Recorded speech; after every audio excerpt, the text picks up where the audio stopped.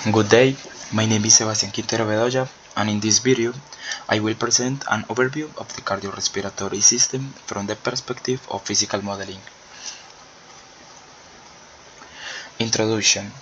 This system is composed of two major subsystems: the respiratory system, which handles the exchange of gas with the environment, and the cardiovascular system, which distributes these gases, primarily oxygen and carbon dioxide, throughout the body. Together, they maintain homeostasis by delivering oxygen to cells and removing carbon dioxide, a metabolic waste product. From a physics perspective, the systems can be understood using concepts from fluid dynamics, pressure-volume relationships, and analogies to electrical circuits. By applying these principles, we can't only describe how the system function, but also predict their behavior under various conditions, such as exercise, disease, or surgical intervention. Physical laws: Boyle, Poiseuille, Ohm, and Dalton. Let's now look at the physical laws that help us model the behavior of the cardiorespiratory systems. Boyle's law tells that pressure and volume are inversely related in a gas at constant temperature. This is fundamental to pulmonary ventilation. As the diagram contrasts, along volume increase, the pressure inside decreases, drawing air in.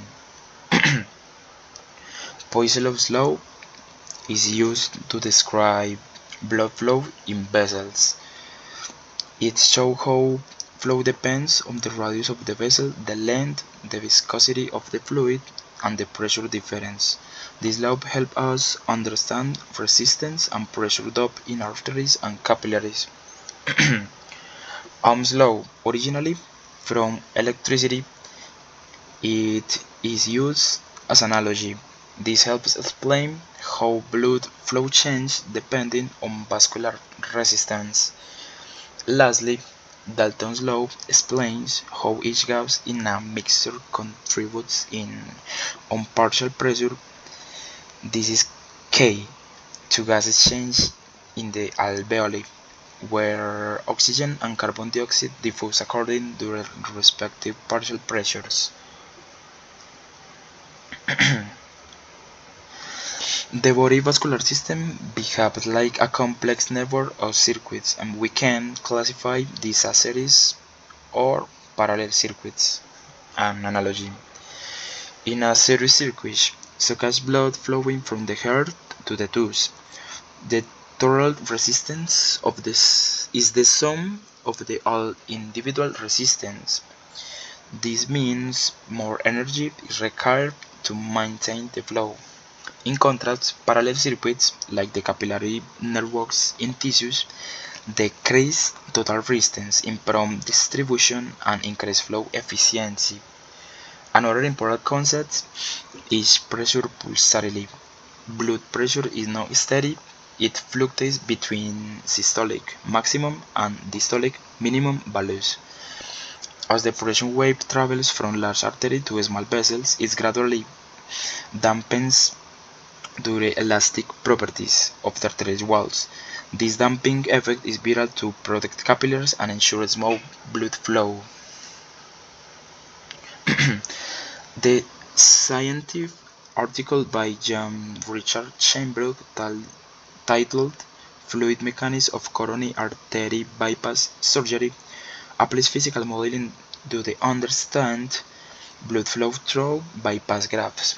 Chambrook models blood as a Newtonian fluid in rigid vessels, using steady laminar flow assumptions to simplify the analysis, while real blood is non-Newtonian and pulsatile. This approach works well in large vessels during surgery. Key variables include flow rate, velocity, pressure, and turbulence. The article emphasizes that the geometry of the graft, especially its angle and diameter, has a significant impact on flow behavior. Poor design can increase turbulence and risks of failure. In conclusion, the physical modeling is a powerful tool for understanding physiology. It helps us simulate, design, and improve interventions, whether in surgery, diagnosis, or engineering applications. Physics, when applied to biology, allow us to quantify life mechanisms and ultimately contribute to better health outcomes. Thanks for paying attention.